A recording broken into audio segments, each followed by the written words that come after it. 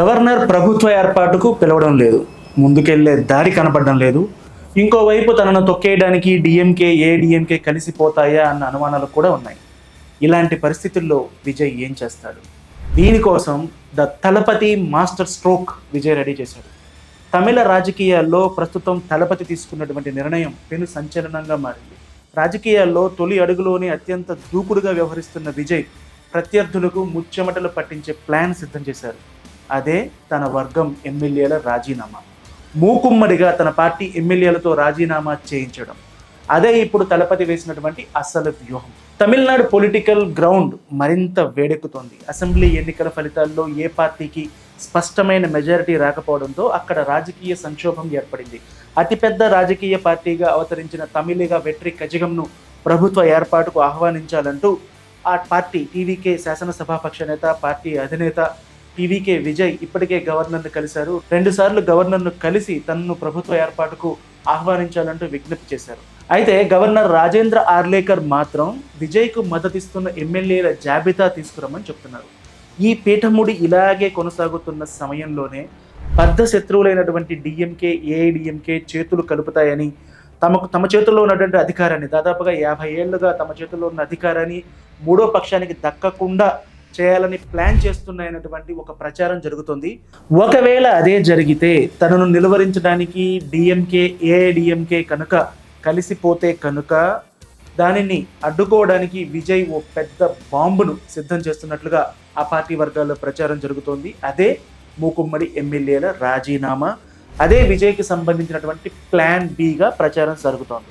Tamilaga Vetri కలిగం TVK అధినేత విజయ్ తన తదుపరి వ్యూహం, అంటే రాజీనామా చేయాలన్నటువంటి తదుపరి వ్యూహంతో ఇప్పుడు డిఎంకే అటు ఏఐడిఎంకే 2 వర్గాల్లోనూ వణుకు పుట్టిస్తున్నారు. టీవీకే అధినేత ప్లాన్ బి సిద్ధం చేసుకున్న తర్వాత పరిణామాలు ఎలా ఉంటాయి అనేది ఇప్పుడు ఆసక్తికరంగా మారింది. ఒకవేళ ప్రభుత్వాన్ని ఏర్పాటు చేయనివ్వకుండా కనుక దానికి మొత్తం 108 మంది ఎమ్మెల్యేలు సిద్ధంగా ఉన్నట్లుగా టీవీకే వర్గాల్లో ప్రచారం జరుగుతోంది. అసలు డిఎంకే ఏఐడిఎంకే కలవడం అనేది జరిగే పని కాదు, ఇదంతా ఊహాజనితమే.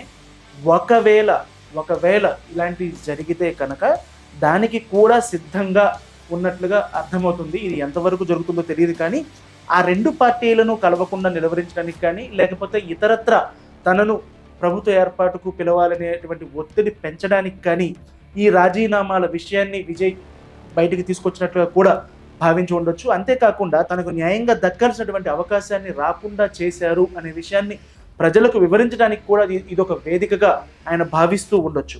ఇప్పటికే దీనికి సంబంధించి సంకేతాలు వచ్చేసాయి. ఈ మేరకు పార్టీ తరపున బరిలో ఉన్నటువంటి అభ్యర్థులు, అంటే గెలిచినటువంటి అభ్యర్థులందరికీ కూడా విజయ్ సంకేతాలు పంపినట్లుగా సమాచారం. మనం అధికారంలోకి రావాల్సింది ప్రజలకు సేవ చేయడానికి. ఒకవేళ ఈ వ్యవస్థ అడ్డుకొని మనల్ని పాత పాలనకే బాటలు వేయాలని చూస్తే పదవుల కంటే ప్రజాక్షేత్రమే ముఖ్యం, అందుకే అందరూ త్యాగాలకు సిద్ధంగా ఉండండి అని ఒక మెసేజ్ను విజయ్ తన కేడర్కు పంపినట్లుగా తెలుస్తోంది. బల నిరూపణకు ఛాన్స్ ఇవ్వాలని కూడా విజయ్ వర్గం వాదిస్తూ ఉంది. ఎందుకంటే ఈ రాజీనామా నిర్ణయం తీసుకోవడం వెనుకున్నటువంటి బలమైన కారణం గవర్నర్పై ఒత్తిడి పెంచడం కూడా కావచ్చు. ఎందుకంటే దీనికి వాళ్ళు చెప్తున్నటువంటి చాలా విషయాలు ఉన్నాయి. దీనికి రాజ్యాంగబద్ధమైనటువంటి కారణాలు, ఇంతకు ముందు ఉన్నటువంటి చరిత్రను బేస్ చేసుకొని తమకు అవకాశం ఇవ్వాలి అనేది వాళ్ళు చెప్తున్నారు. ఇలా ఇచ్చిన దాఖలాలు ఉన్నాయి. ఇదేమీ రాజకీయాల్లో కొత్త కాదు. ప్రభుత్వ ఏర్పాటుకు సంబంధించి సంఖ్యాబలం నిరూపితం కావాల్సింది అసెంబ్లీలోనే కానీ లోక్ భవన్లో కాదని టీవీకే వాదిస్తోంది. ఇంతకు ముందు కూడా చాలాసార్లు ఇలా చేశారని చాలా ఇన్సిడెంట్లను వాళ్ళు గవర్నర్ ముందు పబ్లిక్ డొమైన్లో పెడుతున్నారు. ఏంటి అంటే 2018లో కర్ణాటకలో కూడా ఏ పార్టీకి స్పష్టమైన ఆధిక్యం రాలేదు. మ్యాజిక్ మార్క్ కంటే తక్కువగా ఉన్నప్పటికీ 104 సీట్లతో అతిపెద్ద పార్టీగా ఉన్నటువంటి బీజేపీని, అప్పటి బీజేపీ శాసనసభాపక్ష నేత యడ్యూరప్పని అప్పటి గవర్నర్ వాజుభాయ్ వాలా ముందుగా ఆహ్వానించారు, ప్రమాణ స్వీకారానికి ఆహ్వానించారు, అసెంబ్లీలో బల నిరూపణకు అవకాశం ఇచ్చారు. ఇది విజయ్ తరపున చేస్తున్నటువంటి ఒక బలమైనటువంటి వాదన. అంతేకాదు మొన్న జయలలిత మరణం తర్వాత కూడా ఏఐడిఎంకే 2గా చీలిపోయింది.